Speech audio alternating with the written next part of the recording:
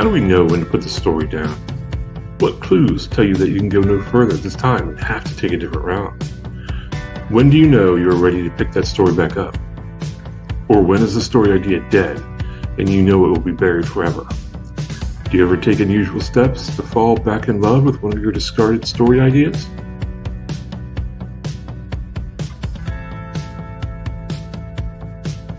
Then, CL Canon will be along with a selection of indie books that you may like if you are a fan of The Last Tale of the Flower Bride by Roshani Chokshi. And our epilogue this week finds our panelists playing a game of dinner concert steel with 2 sets of 3 authors. Go ahead and put on your best breakup song, pick a show to binge the blues away, and join us for another fantastic episode of This Week in Indies with this week's host, S.M. Hillman.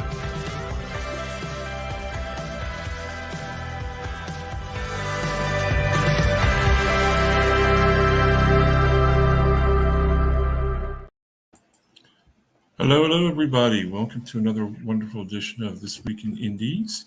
I'm your host, S.M. Hillman, and you might also know me from Zero Means You're Dead and Hit the Dice, our indie RPG shows.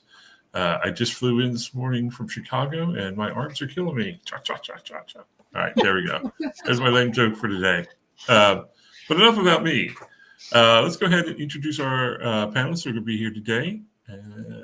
And we'll start with Claudia. Please introduce yourself to everyone. Hello, I'm Claudia Blood, and I am a writer of sci-fi and fantasy books. And I can be reached at claudiablood.com. I really love writing post-apocalyptic urban fantasy is kind of my jam, or science fantasy. I don't know why the two are in my head, but they are. Awesome. Thank you so much. And A.F. Stewart.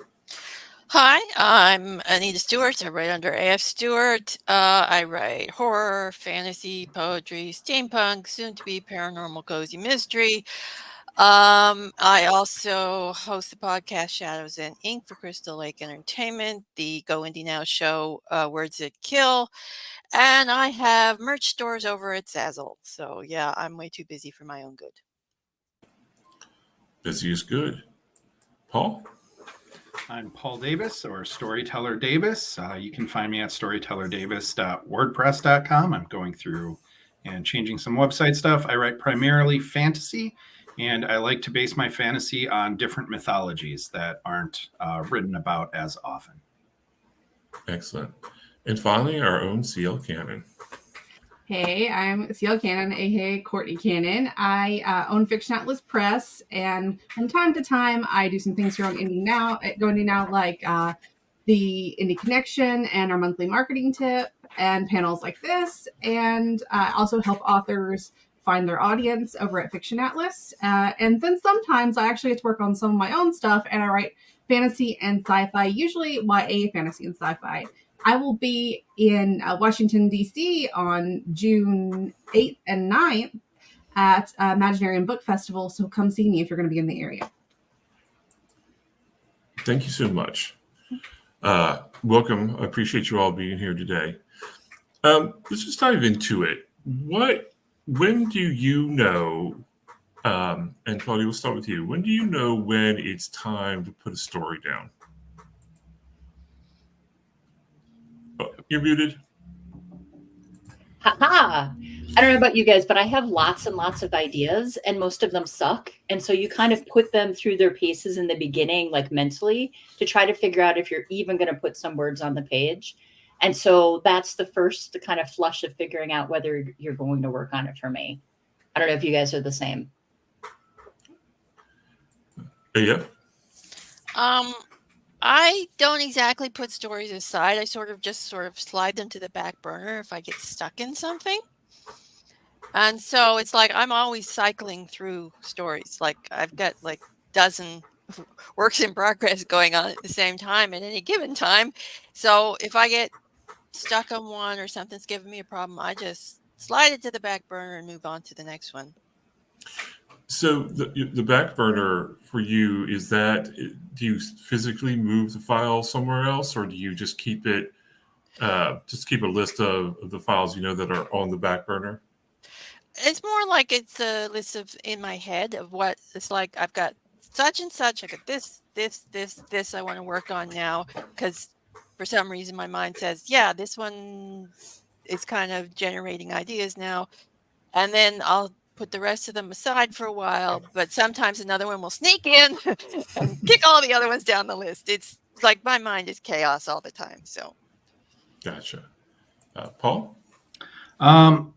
So I think it was Stephen King who said if a story idea isn't still there in 18 months, it wasn't a good idea.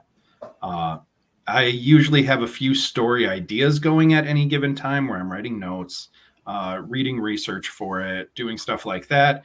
I wouldn't say it's 18 months, but if in 6 to 12 months the story's still not on the forefront of my mind, I've moved on naturally. But if I'm writing it, I try to finish it. I need to reach a point where I really don't know what the story is about and realize that there is no story, and that's when I'll put it down if I'm already writing it. So that's sort of your clue that it's time to move on for the story, is that you're just discovering that it's no story at all? Yeah. As I'm writing, it starts to drag. I look at, well, what is this story about? I can't find something. Murdering characters doesn't make it more exciting. That tells me that story was not really a story. Like, it was still fun to write. It's still an exercise. I'm still practicing my craft, but it's not one that's going to see the light of day. Great. Awesome. Yeah. CL, what about you? I'm more like Anita. It kind of just goes on the back burner.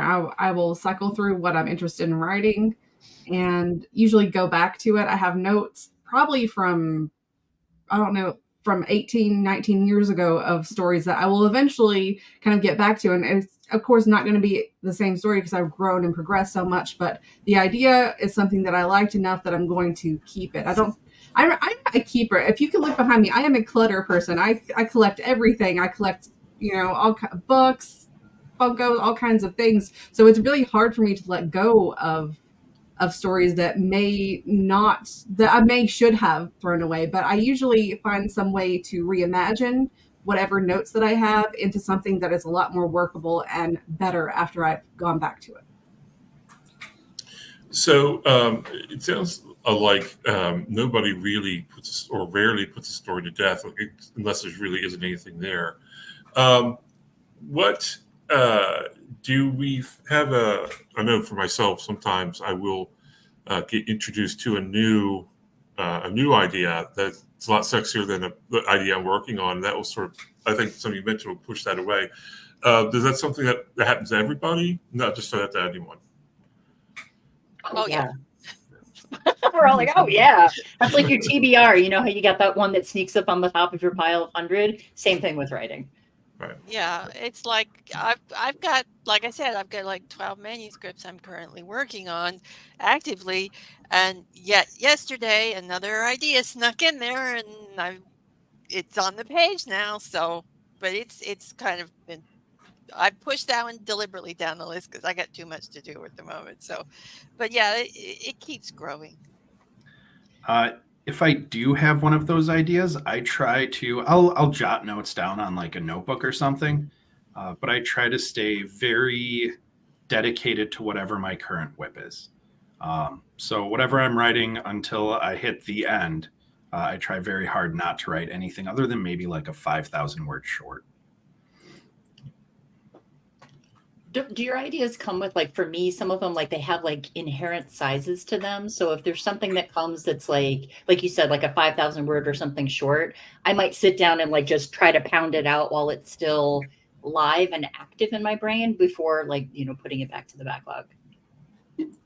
Yeah, like usually those are the stories where it's like, this isn't really a story.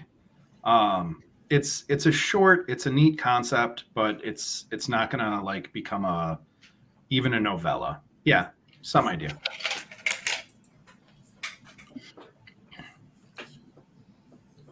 Any other thoughts on that? I just think it, like, writers are so creative. It's bound to happen. We're always thinking of what ifs and possibilities, and we get inspiration from so many places that it's pretty much inevitable that we're all going to have something else that kind of catches our attention. Oh, for sure. Right. Yeah. I think that is pretty common among writers. When you're going back through past story relationships, things that you've written and stopped on or only took notes on, what is a clue that there's something more here, or that there's nothing? You're just like, oh no, I'm just gonna keep going. You're gonna stay on the back burner. Is there a certain clue to you that says, oh, I'm gonna pick this up, or anything like that? So I've found stuff on my hard drive that I completely forgot that I wrote. So I'm not as good at the mental list as you guys are. And I'll read it and I'll start looking at it. And then when you get that little like thrum of excitement, maybe, or like that burst of future possibility, that's when it actually officially then goes on my backlog. And I'm like, yes, I need to write this. And sometimes you read something, you're kind of like, and then you move on, right? Like there's just not that spark. For me, a lot of the story ideas will end up like for short stories if I'm thinking about submitting to an anthology, or if I need maybe just a flash fiction for one of the blogs I write for and things like that. Sometimes I'll cycle through some of the old story ideas that are just kind of half finished or partially begun, and see if there's anything I can develop for that and things like that. So I sometimes go back to old story ideas for that. And sometimes I'll put a novel or something aside because there's another novel I want to work on first. So then I'll go back to the older novel after I finish the one that was kind of giving me ideas. I don't go back to the old ones very often. Usually, depending on how old it is, I read it and I just cringe. And it's generally so bad that it's like, nah, I don't need this. It was put on the back burner for a reason. So I'm not great at, well, there was one idea where I kept writing probably the first chapter and I loved it. And I probably got about 5 chapters in. And it wasn't until Nano a year and a half ago, so 2022, that I actually wrote the entire thing. And that was just like every once in a while, I'd write the first chapter and then I'd go do something else. And during Nano, I'm just like, no, I'm going to finish the story. So I think I'm a lot like Claudia. It's kind of like when you're a kid and you're supposed to be cleaning your room and you kind of just go through all the cool stuff that you have. And you're like, oh, you get really excited about something that you haven't seen before. So it's when you get that, you see something in it, probably the thing that you saw in it when you first started writing it, you kind of get that little bit of excitement and you think, okay, now I'm ready for this. Maybe I wasn't ready before. Maybe I didn't have the skill before, but now I have a good idea for this. Or what if I did this extra thing with it that would make it like 20 times more interesting than I originally thought, because you just kind of had that new inspiration for it, I guess. I do think that's interesting. Like sometimes do you feel like you drop things because you're like missing a little piece of it? Like you've got the idea and it's there and you're excited, but it's like, for whatever reason, it's not quite ready. Like the oven isn't preheated, like if you're using that sort of analogy, or you don't have eggs. And so you kind of set it aside knowing that it needs something else that you're not quite ready for. Yeah, I think that's a great analogy. So actually, there are two things there I think that brought up were pretty interesting. One is our skill as authors, and I'm going to set that aside for just a second. But the other one is finding that right home for a particular idea. Anita, you had mentioned anthologies. Do you find that happens a lot for you? That you'll see an anthology call and you're like, wait a minute, I've got something for you. Does that happen a lot for all of you?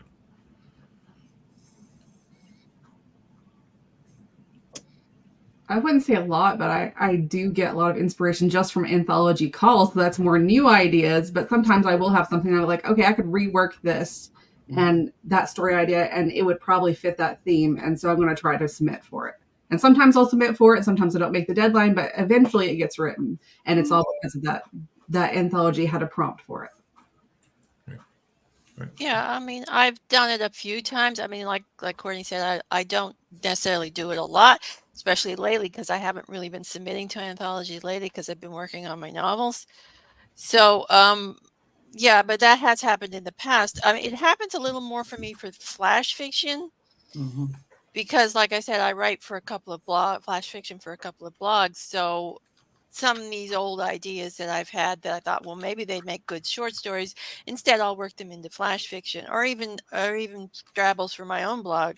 So I've done that more for flash fiction than short stories, but I have done it some for short stories as well.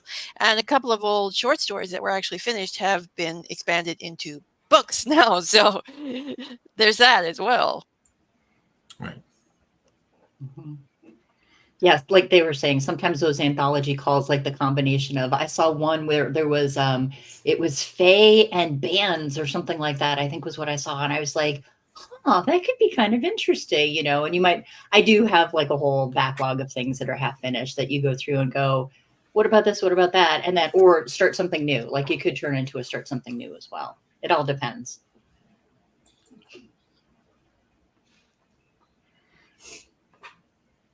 So, any other thoughts on that? Okay. So, let's talk about skill for a moment. Have you run into or if you can describe maybe an instance where you were writing and you realized, at least in your head, now I think you're all plenty talented individuals, so I don't think that's the case. But in your head, I know it's happened to me. You're writing a story, you're getting an idea down, and you think to yourself, I'm not good enough to write this yet. Does that happen frequently, infrequently? Talk a little bit about that, if you would. So I I've don't got one story. Oh, sorry. Go ahead, Anita. I was gonna say, I don't think that's ever happened to me. I mean, I don't want to sound egotistical because I'm not saying I'm brilliant or anything. It's just that usually when an idea comes to me, my brain starts working it immediately and it just keeps working it. And the story flows kind of organically for me. So it's not like I ever think that I'm not good enough. It's just caught in it and it just does what it does. All right. Yep. So the first book I wrote, I wanted it to be like, I don't remember the author's name, but The Good Earth, which is kind of slice of life China during the late 1800s, early 1900s. And it was just going to be about farmers who survive. Like there's a zombie apocalypse. There's an empire that goes to war with where they live. And it was the first novel I wrote, like from beginning to end, but I wasn't good enough to make a book like that compelling. So I still haven't written it. I would love to someday, but yeah, that's one that my skill level's not there yet. Oh, yeah. I guess I've got one that the concept is near and dear to my heart. It's actually sort of a change in life. So I had a sister who passed away.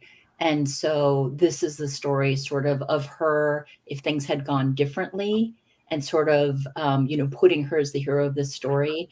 And so there's a part of me that's like, am I ever really going to be a good enough writer to pull off what I'd like to do sort of in tribute to her? And so there's a lot. That's the one story that, that I just, at this point, it's still, a couple chapters in, and then I'm like, all right, backing away slowly because it's just so important to me to get it right. Yeah. I don't think there was ever a time consciously that I thought, well, I'm not good enough for this. I just kind of lost inspiration, or I got lost in the story to a point where I'm like, I don't know where this is going. I'm going to work on something else. So, and then later, years later, when I look at it again, I'm like, oh, I was just not ready for this. But I don't think it's like a conscious thing that I think of when I do stop writing. It's more like my brain going, okay, you're not ready for this. Go on to something else. Gotcha. Yeah, I think that I probably is similar in that direction. There's a couple stories I've written where or worked on where I was like, no, I'm not ready, or the technique is not flowing in particular. All right, great. So when you talk about writing to other authors, especially new authors, do you understanding a lot of things that we discussed here, what kind of advice do you hand out to new authors when they run into, or other authors, they don't have to be new authors, run into situations like this where they're considering to put a story down? What would you tell them based on your own experience? So I've got a guy who I talk to often, and he hasn't published yet, and he needs to publish. And it's probably been, I've been in his circle for probably 7 years, but we've been actively talking for a year and a half.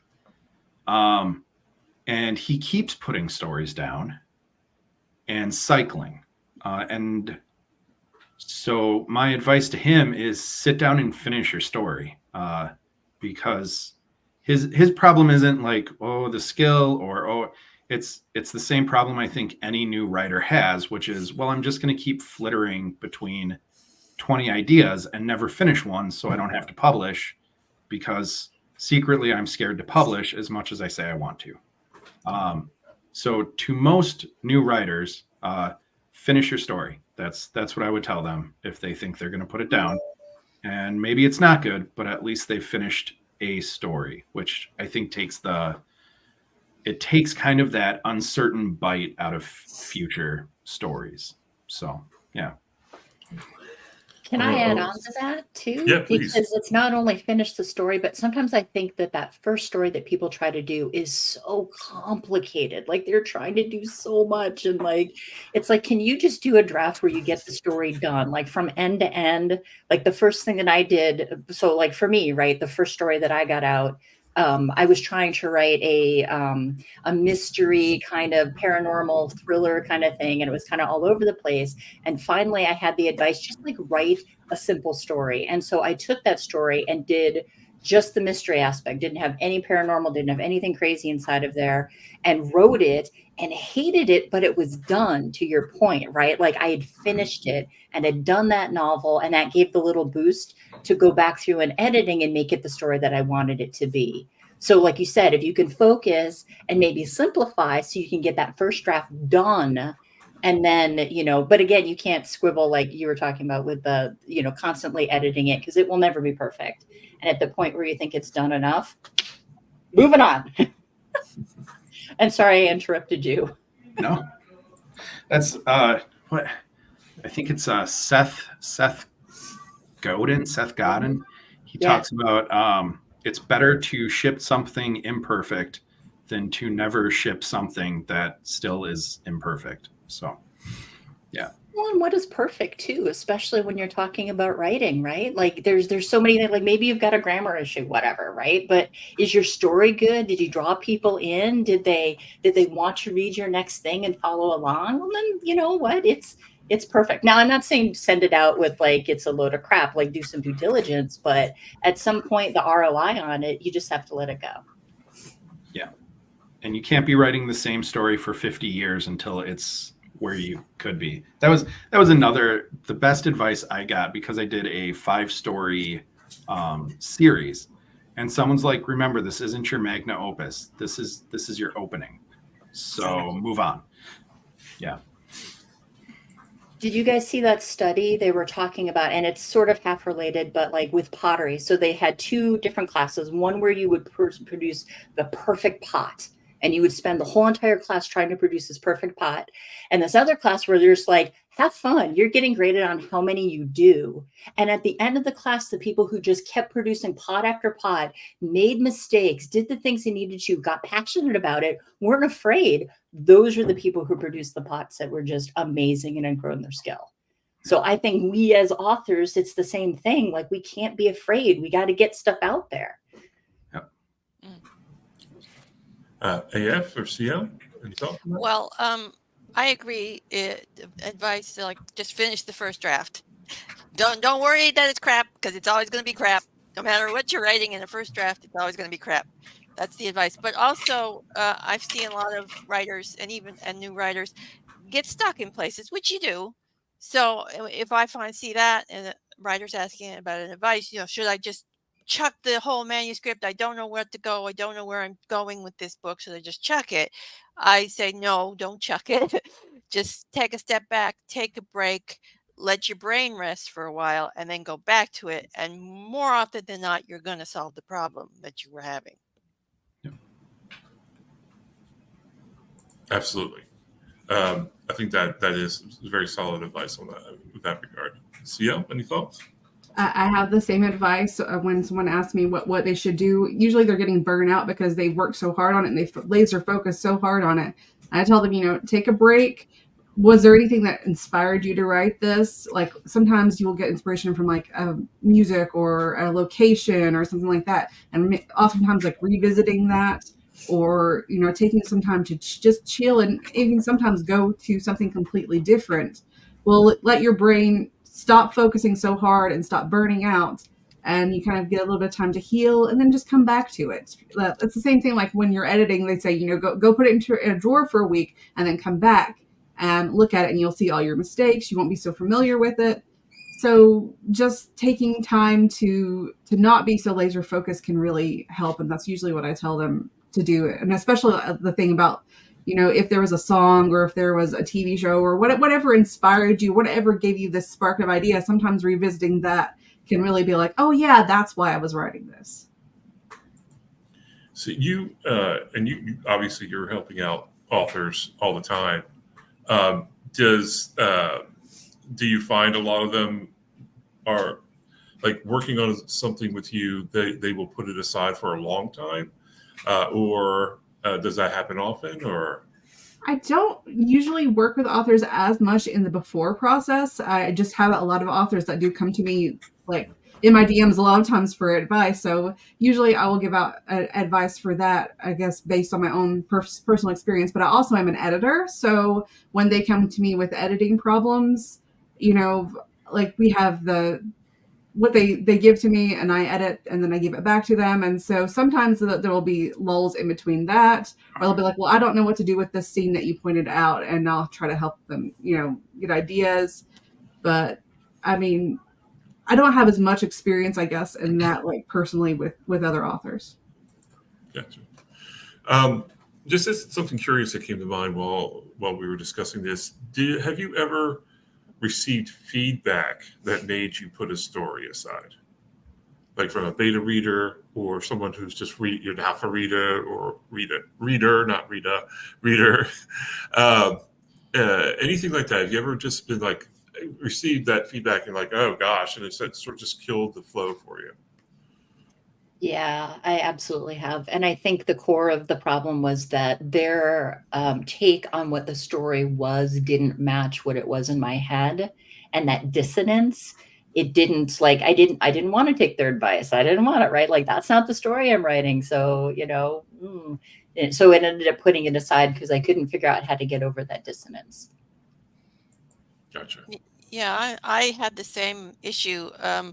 It wasn't so much a dissonance as that she said she liked the story, but then the advice she gave would have changed the entire tone and perspective of the story because she wanted to change the point of view.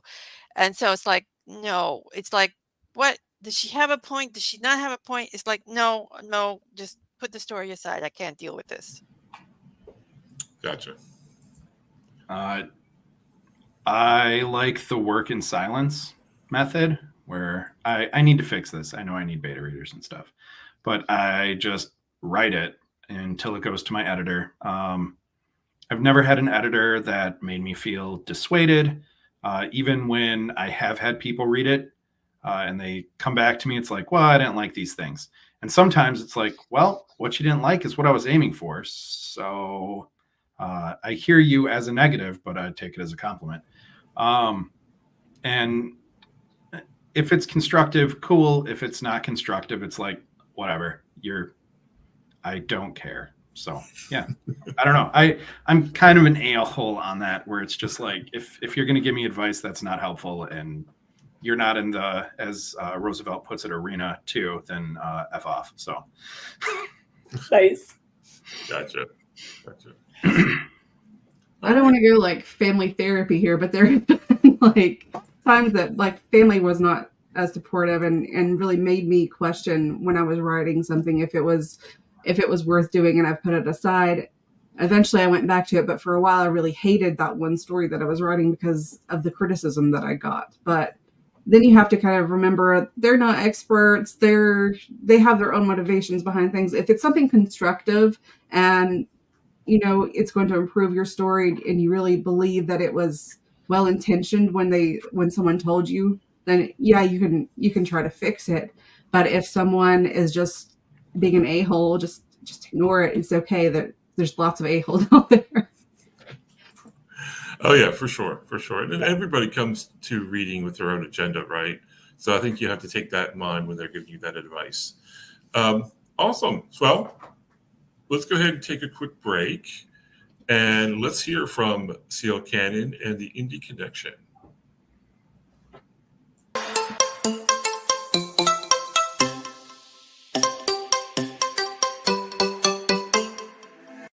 Hey guys, CL Cannon here from Fiction Atlas Press, bringing you another Indie Connection. Today I'd like to tell you about some indie books that you might enjoy if you're a fan of The Last Tale of the Flower Bride by Roshani Chokshi. The Last Tale of the Flower Bride is actually a Bluebeard retelling with a gender swap. So I tried to find some more Bluebeard retellings for you. So here are our picks for this week. The first book I have for you is called Sky Blue by M.P. Halliday. A desperate girl, a cursed man, a disturbing secret. Beatrice Tilney embraces potential spinsterhood, preferring independence to the indignities of marrying for money or social status.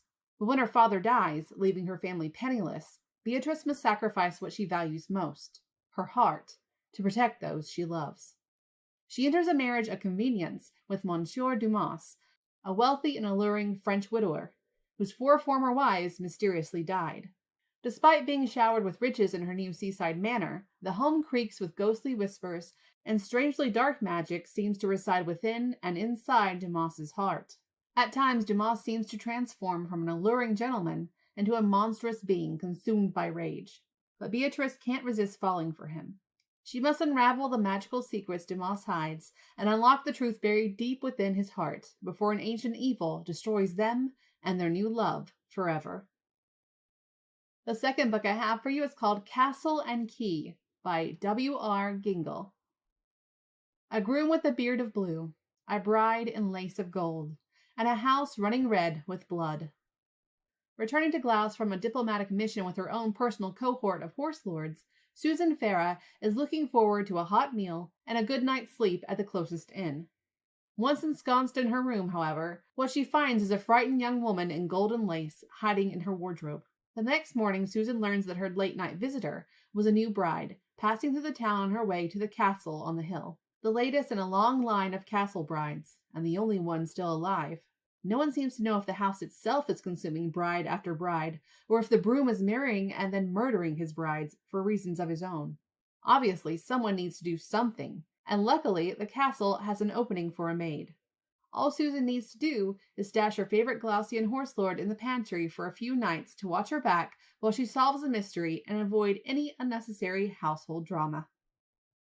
The third book I have for you is called The Bloody Key by L.J. Thomas. 15-year-old Anne tends goats while daydreaming of fairy tales, until the day she finds herself in one. When a wealthy nobleman marries her older sister, they're both swept off to his castle deep in the woods. Upon entering this world of finery, lush gardens, and nightly balls with dashing suitors, Anne believes her own happily ever after is just around the corner. She has almost forgotten the rumors surrounding the estate, tales of the castle's tragic history, and whispers of ghosts, when her sister falls mysteriously ill. To save her, Anne must uncover the shadowy past of those who share her new home. Her sister's husband refuses to speak of the disappearance of his last wife, or possibly wives. The domineering housekeeper hides her own secrets in a forbidden garden, and the handsome, enigmatic gardener urges Anne to escape the castle and leave her sister behind. There are signs, too, that something dark and supernatural haunts the estate. If Anne misplaces her trust or fails to discover where the real danger lies, she'll forfeit her sister's life and her own. And the last book I have for you is called Forbidden Key by Joan Friday. What is happening in the chateau on the hill? The villagers whispered as the count buried another wife. Each countess had met a tragic end, and the count was alone again, but not for long.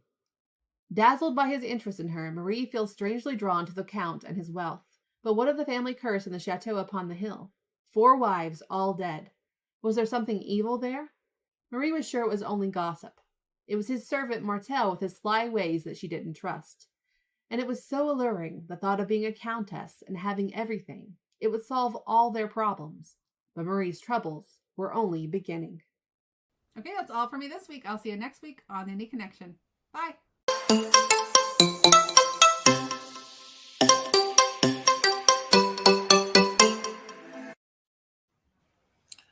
Thank you so much. That was a great indie connection. That should, I think, increase people's to be read pile. So, all right. So we have some folks with us today. Hello, Books by Tiffany. Thank you for being with us. And T.W. Clausen, get the rough out and let it breathe. I think that's great advice. Elizabeth Rawledge, the best writing advice I ever received was, it doesn't have to be perfect, it just needs to be done. I think that's probably pretty true. I just want to remind folks that we appreciate you giving us our likes and subscribes. So smash that like button, smash that subscribe button. It's always helpful. And even if you're listening to this later on, please feel free to comment. We love interacting with your comments. So go ahead and feel free to do that. All right. Do you have a particular success story from something that you shelved, maybe even like with no intention of ever coming back to it, but then all of a sudden that becomes a story that you write, publish, get into an anthology, things like that? Any particular success stories that you have? Well, my struggle with the evil chicken has sprung to mind. We have to hear more about this. I am writing this book called Tales of the Norse God, Loki Saves the World. And it's like a tale, it's like an interwoven book of 5 interconnected short stories, and it culminates in Ragnarok. Anyway, so one of the stories started with the first line, I'm standing at the gates of Helheim holding a chicken. Now, originally, the chicken was supposed to just be a throwaway joke. But on researching chickens in Norse mythology, I found the roosters that are actually connected to Ragnarok. So the chicken became more of a character. Only this chicken refused to talk to me for months and months and months. Held up the entire story. I just chucked it away, said, no, I cannot deal with the chicken anymore. I wasn't thinking about it until I was in the dentist's office last year. And then the chicken just spoke to me, told me all his secrets. And now the book is done. And it will be published either later this year or early next. So, yeah, the chicken has just been a bane of my existence in the last couple of years. So, what do you think? What do you think happened that you were able to speak to the chicken, or the chicken was able to speak to you? I don't know. The chicken is just evil and mean. It's just a mean chicken. That's all I got for you. Gotcha. Okay. Okay. I don't know. I don't know. I was just sitting in the dentist's office, not thinking about it, and then all of a sudden, the solution to the problem chicken just spilled all his secrets. So I don't know. Awesome. Anybody else have a particular success story from something that had been dumped in the never to be seen again bin? I feel like anything that's gone into my never to be seen again bin is forgotten. Like I have a real issue where I hard delete if it's reached that point. Yeah. That's so awesome and brave. I can't do it. I'm very willing to burn things. Very. I know I stubbornly held on to something. I had this idea for the Book of Secrets idea. Actually, it was around for, I don't know, like 12 years or some stupid thing like that. And it kept coming back because I kept coming to the scene trying to figure out how the heck does all of this fit together. And it just, it wouldn't die. It was like the zombie story almost. Like there's no zombies, but it felt that way where it just like it kept coming back and it kept like poking at me like, you need to solve this puzzle. You need to figure out what's going on. So I guess revived from the backlog or from the dead pile, and it kept coming back. Gotcha. Awesome. CL, you? Anything that came back? In the works, not yet. But it's a possibility, huh? There's a couple things that might be. Okay. It can always happen. Awesome. All right. So before we wrap up, we got a couple things that we want to do. First, we want to go ahead and do a little teaser here for Words That Kill Season 3. So let's go ahead and play that. All good things must come to their end. Even if that means we're going to get a little bloody.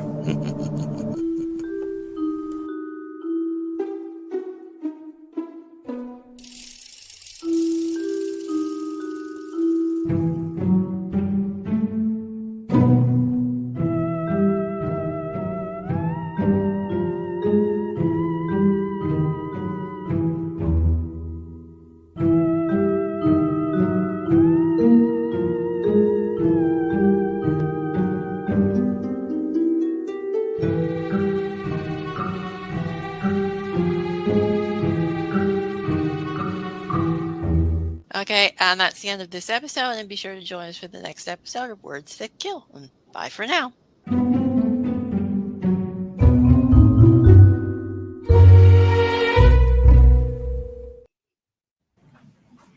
AF, do you have any teasers that you can give us for Season 3? Well, we've got a great guest lineup this season for the final season. We've got horror author Lee Murray. She her talk. Well, she's always a good interview. Angela Eureka Smith, our own Vanessa Junta. I just finished recording that episode. I'll be recording an episode with Juliette Rose as well. And Karina Cantus is the other episode that's in the can so far. So be looking forward to those. All right, excellent. So we're pretty fortunate today. We have a couple of contributors in our panel today to Going Out. We really appreciate the work that you all do. All right, so time for our epilogue. So we've done a few things this season. Oh, let's show the epilogue. We've talked. We've done 10 questions. We've done March of the Writers. We played with some other things. So we're playing a game today, and it's called Dinner, Concert, Steal. Now it's based obviously on some much more cruder mentioned games, but I'll go over real quick. Dinner just means you want to have like a dinner with Andre. You just want to go to dinner, speak to this writer, talk to them. You think they'd be a good dinner companion. Concert, obviously you think they'd just be a cool concert companion. There's probably a lot less conversation, but someone who you go to a concert with, who might appreciate the music you like, and steal. Now, obviously, steal does not mean plagiarize somebody, but what it really means is I want to take the things that this writer does and I want to incorporate them into my own writing. So we're going to go 2 sets of 3. And is everybody ready? Okay, so the first set of 3 will start with Claudia, and then AF, and then Paul, then CL, and the second set will reverse order. So dinner, concert, kill. Our first set is Octavia Butler, Laurell K. Hamilton, and Stephen King. Dinner, concert, kill. Oh no! Wait, kill? No, steal, not kill. Steal. All right. Got more aggressive. I mean, you're shocked that Stephen King would be steal because I would love his storytelling. It's just amazing. Hamilton, I think, would be the dinner, and then and I'm totally blanking on who the other person was because I heard Stephen King in my brain blank. That would be my concert. That would be my concert person. Okay. AF? Okay, I think I'd probably steal from Octavia Butler because she's brilliant. Concert would be the Laura K. Hamilton, and I'd probably go to dinner with Stephen King because I think I'd like to pick his brain more than steal from him. Gotcha. Awesome. Paul? So Steele would be Stephen King. I think Octavian would be dinner, and Hamilton would be concert. Okay. It's probably be a pretty fun concert, I imagine. Yeah. CL? Okay, still Octavia Butler, because she, like Nita said, is brilliant. She's got some great storytelling. Then I guess I don't really know much about Hamilton, so I guess we just go to a concert. That'd be cool to vibe there. And then I would definitely have dinner with Stephen King. That'd be interesting. There we go. Joe loves it when we use the Stephen King. So awesome.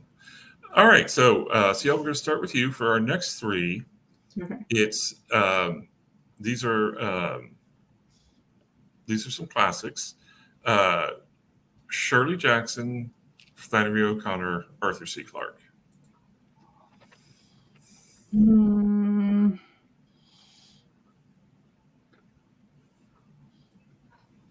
I don't know. I guess Arthur C. Clarke Steele, and then Shirley Jackson for dinner, and the other one for the concert. Flannery O'Connor. Gotcha. Yeah. All right. Paul? So I don't know these authors very well.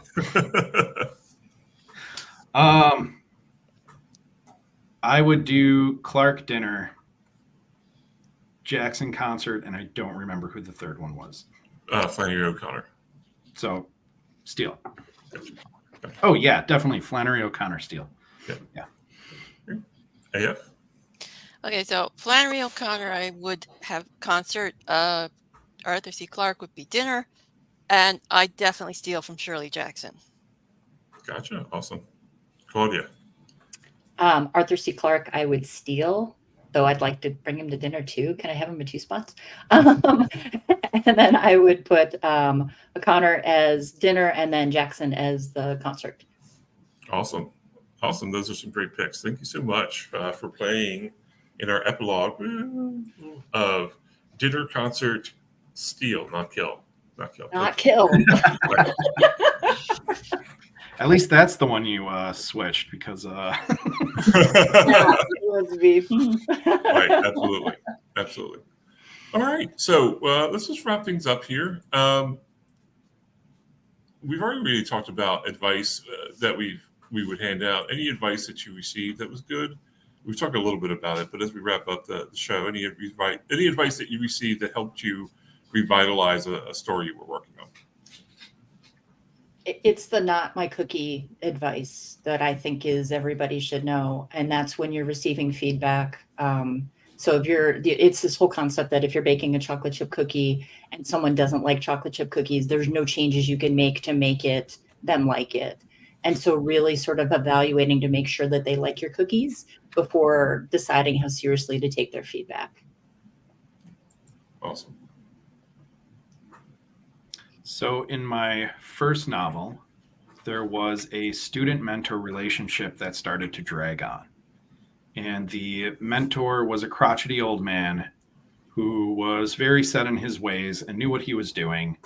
And so it made things boring because it was predictable. So to fix it, I took the advice from my college class that I'm sure many other people have said. When you don't know what to do, kill someone or blow something up. So the crotchety old mentor had a heart attack, and the guy who doesn't know what he's doing is now in charge. And that shook things up enough that it continued on its merry way. So when you're stuck, do something really drastic. So Awesome. Sia? I think I would go with being stuck. It doesn't always have to be perfect. You're writing a draft. You don't have to have every single minute detail, which is something I really struggle with. And sometimes it's okay just to put some stuff in, like some clamps, and just say, this is what happens here, come back and write it, and move on to the next thing that you already know how to write. You don't have to, it doesn't have to be linear. You can write this it's your manuscript. You can write it any way that you want to, and do it for the way that works best for your brain, instead of trying to write it like someone else is telling you to. Love it. Excellent. Awesome. Thank you so much, all of you, for being here today. We really appreciate it. Everyone, remember to like and subscribe again if you haven't already, and comment later if you're watching this later. Please do. So Ciel, lead us out. Tell us where everybody can find you and where they can find you on the web. You can find me at pretty much everywhere at Ciel Cannon author, or CL_Cannon on Instagram, or on my website, cielcannon.net, which I will never be able to point to. It's down there somewhere that way. Yeah. And I also will, like I said, will be at Imaginarium Book Festival on the 8th and the 9th in Washington, D.C. It's at the University of, I can't remember, USDC, I think, down there. They moved it. It was at the National Press Club, so we've moved. But we've got a bigger location, and it's going to be awesome. I went there last year, and it was an amazing con. They really take care of their readers and their authors, so I really hope to see some people there. What is Imaginarium about? Does it have a theme? It is a fantasy and sci-fi book festival. It focuses on diverse authors, authors who are of color, neurodiverse authors, LGBTQ, just about, I guess, diversity in writing, and it is an amazing con to go to. Awesome. Everybody check that out. Paul? You can find me at Storyteller Davis pretty much anywhere. Storytellerdavis.wordpress.com is my current website. I'm working on that. I do editing, mentoring, and writing. So yeah, you can find me for all those services. So, do you run into, when you do your mentoring and editing, do you find a lot of people running into I want to quit this story or put it down? Yeah, the guy that I was talking about earlier, like just this morning, he posted something that I had another story idea that is just I'm obsessed with, and it's like, no. You don't get to be obsessed with that until you finish book one. So, yep. Awesome. AF? Best place to find me is at my website, afstewart.ca. It has all the socials, all the books, all the links, everything. You can also find me on the Go Indie Now network with the Words That Kill show. And you can find me at Crystal Lake Entertainment doing interviews over there, as well on the Podbean with My Shadows and Ink podcast. Perfect. Thank you so much. And Claudia. And you can find me at claudiablood.com. And just like which she was saying earlier, is all my social links are there. And wait, can I point at it? Boop, right there. There you go. claudiablood.com. Awesome. Thank you so much. Thanks everyone for being here. Join us again next week for another great edition of This Week in Indies. We also have a bunch of shows during the week, which I didn't get the links for, but check, stay tuned to Go Indie Now. Something is always coming out. And just remember, let's take our, before we go, actually, let's go ahead and check our comments. Margaret, unnerved by the title of the chat.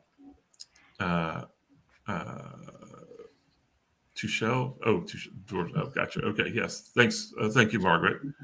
And then the chickens. Yes, the chickens were great.